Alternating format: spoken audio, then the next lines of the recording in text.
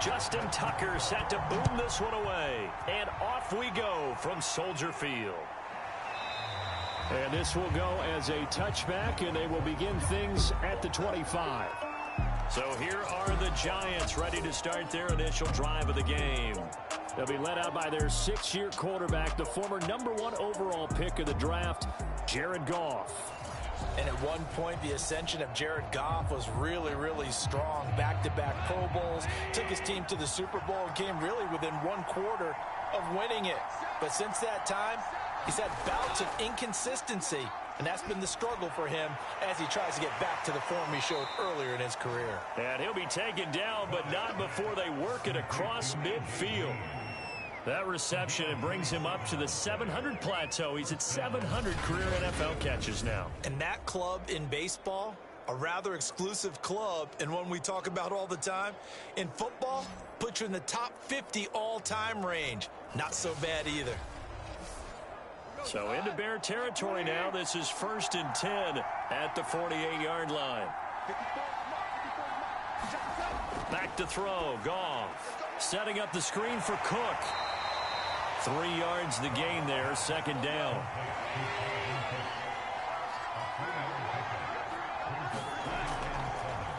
Now the first carry for Dalvin Cook. And once again, he's going to be stopped up behind the line. 2nd straight play. Shades of the 85 Bear defense a little bit.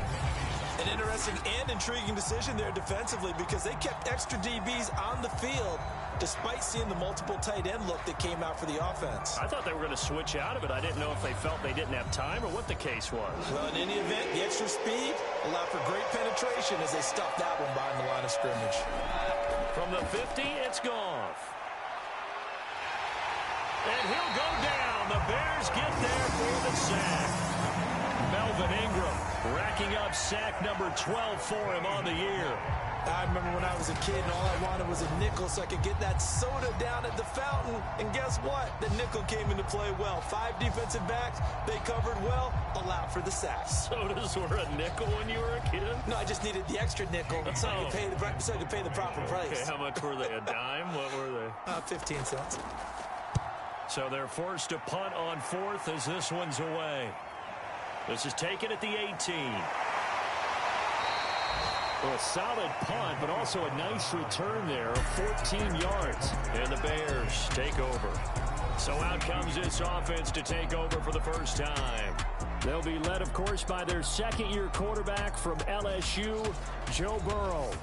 Okay, I thought there was something to build on in last week's game by his performance. I thought he played fairly well overall. The numbers won't knock your socks off. 2 touchdown passes and an interception. The bottom line, though, they lost. Yeah. How does he eliminate that 1 interception, continue to take care of the ball, and maybe increase the number of times he puts the ball in the end zone with a receiver? Oh, he was hit as he threw it there, and that one winds up incomplete. On 2nd and 10. Burrow will get this complete to his running back, Bowden. They do get a couple, but they'll be left staring at a 3rd and 8 coming up.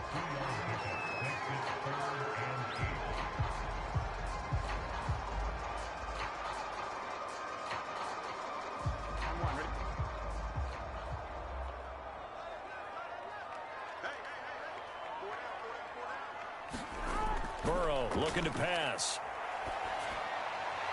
This one swung out here to Jones. And he'll go out of bounds, it looks like, right at the 40. So the completion good for 7 there. And that'll bring up 4th down.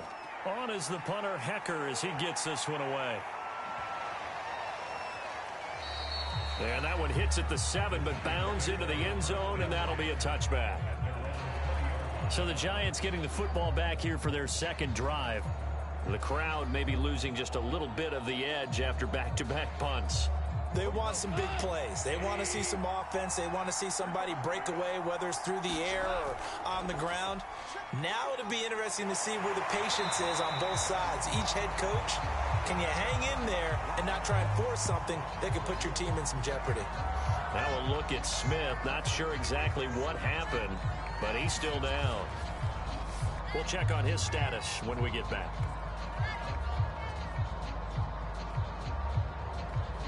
Officially nothing on that last run. They'll try again, 2nd and 10. Here's Goff. And his throw is incomplete.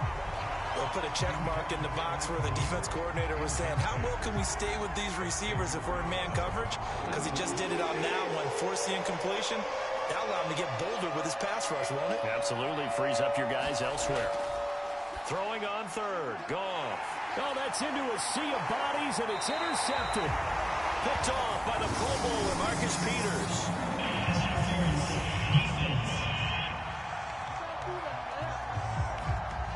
So now it appears they're going to accept the penalty, which means take away the interception. Also means keep your defense on the field. Don't understand this one bit. This pass finds its way to Williams. The numbers for Williams a week ago: 5 catches, 69 yards. Having a nice season. Number 8 in the league in receiving yards. And not just making his team happy, but anyone who's picked him in fantasy football. From the 39, Goff. Swinging this out wide here for Cook.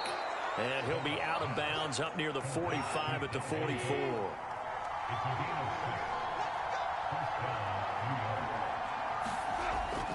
First down, here's the run with Cook. And he'll be taken down just shy of midfield.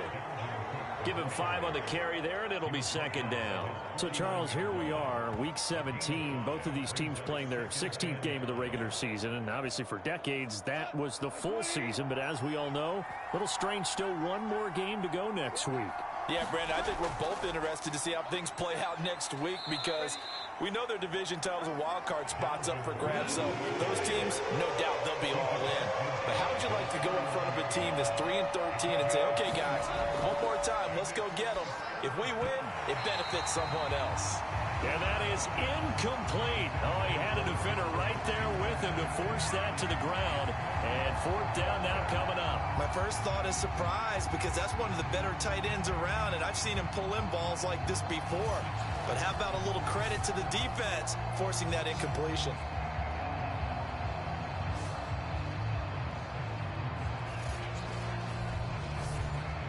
Here's Jamie Gillen now as he'll kick it away for the second time. He gets it away, and I think they'll smartly play keep away here from Brown.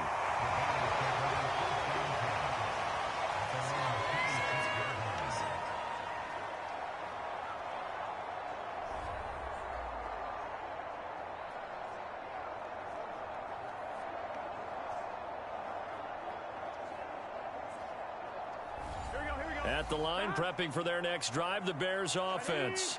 As we grind toward the end of the season here, and they haven't had the season that they had hoped. So let me ask you to play GM. Where might they look to make some changes? I think when you look into the upcoming draft, think hard about them drafting multiple offensive linemen. They've got to get stouter up front. And as a GM, it always tells me, Charles, this is a big boy league, and big people always end up winning games for you. 9 yards, and that leaves them just short, so it'll be third and less than a yard.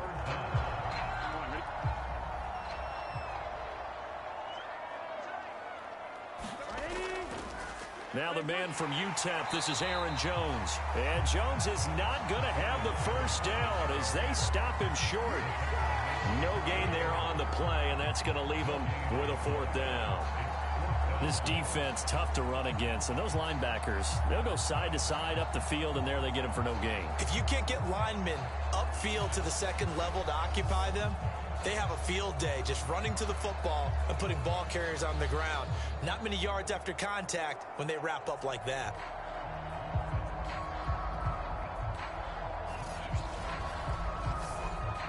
Here's Johnny Hekker now as he's on to punt for Chicago. And he'll get this away into the icy winter air. We'll call that a 47-yard punt, a return of just 3. And it'll be Giant football, 1st and 10.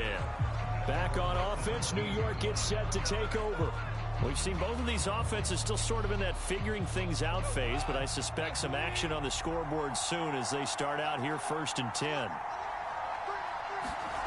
They'll fake the give. Now Goff. And way up past the 35 before he's taken down. is one heck of a catch right there. Got his eye on it the whole way and able to make the grab one-handed. Very nicely done, and for a nice chunk of yardage, too.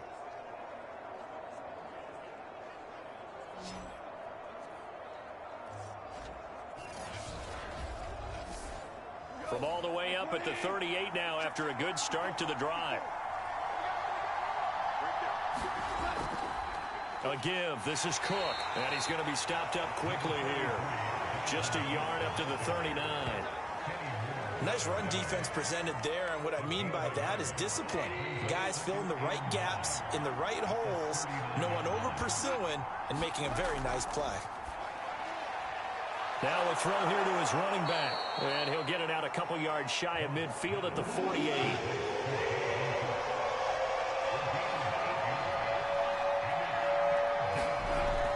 They'll run it. Here's Cook. Powers through. And he's got the first down yardage before being taken down at midfield.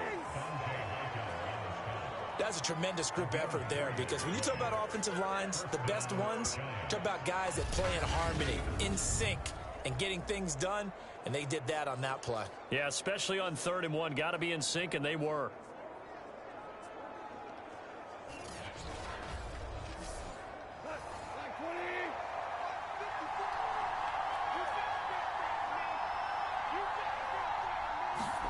From the midfield stripe, they'll look to throw.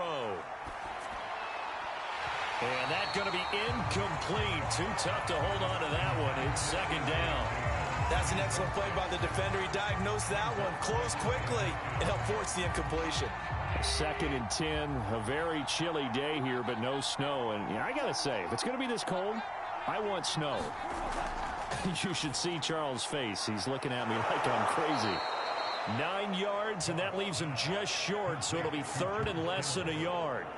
And he's the epitome of what we call the move tight end, a guy that you can line up anywhere, in the slot, out wide, in tight, doesn't really matter, because he has such great skills. You want to utilize him in all aspects of your passing offense. And there he was in the slot for the catch. Could be 4-down territory even if they don't get this, but they need just a few inches here on 3rd. He's got Green. And he will have a Giants first down, and he'll have it by plenty as they're able to keep the drive alive on 3rd and inches. As an unbiased observer, I think it would have been interesting to see what they would have done if they hadn't gotten the first down there. But since they did, I guess the point is moot. Yeah, they're right there in that middle ground, field goal range, punt, go for it. But as you said, they picked it up. So they'll come up 1st and 10 now from the 33. From the gun, it's a give to Cook. And a 5-yard gain as he's down inside the 30 to the 28-yard line. We're scoreless after 1.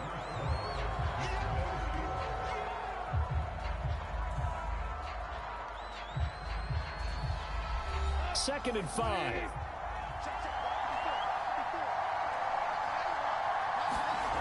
From the gun, here's Goff. They'll find Williams on the slant. This offense finding its legs now. Here's another 1st and 10. Goff. And this will be incomplete. Physical play on the football there, and it's 2nd down. To throw again on 2nd down. Goff on the right side, caught by Green. And down inside the 15, shy of the 10. Now, after the completion, we're going to get a timeout, an injured player.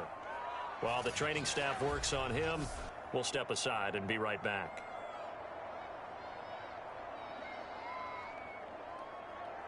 First trip to the red zone for the Giants. They've got a 1st and 10 at the 11. They run the counter with Cook. And the reinforcements come in as they're going to stop him behind the line. They'll lose a yard there, and it's 2nd and 11. Overall, I'd have to say that was just really good team defense, because to me, you can't pin that one on the running back. He had no shot there. He had a man in his face immediately.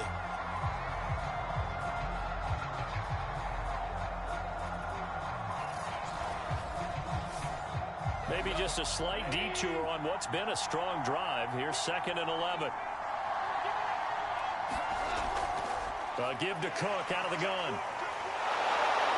A nice display of powerful running, but it takes him only to the 7. He's dropped there.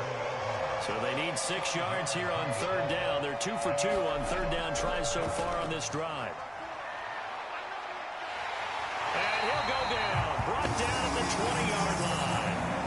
Mario Edwards flies in to blow that play up. And they weren't in zone coverage. They were in man, and each man did his job. And that looked like vintage, old-school coverage, didn't it?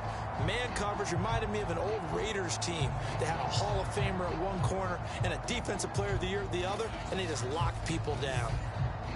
So the Giants now are going to turn it over to their field goal unit. This will be a 37-yard attempt. And his kick is good. And the Giants are off now to a 3-0 lead.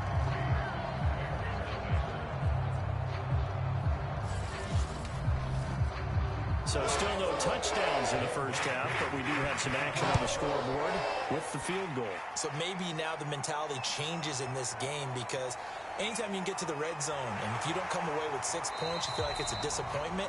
In a game like this one, being able to kick field goals means you're right there, and then you're just looking for that big break to take you over the top. The Bears offense ready to get going again. They've shown precious little here offensively thus far as they try again with a first down now.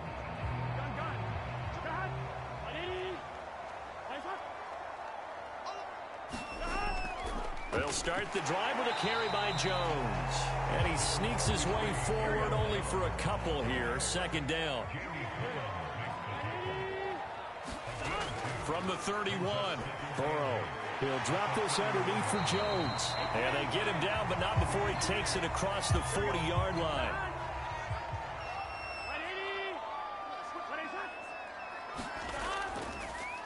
They run it for the first time with a backup Murray.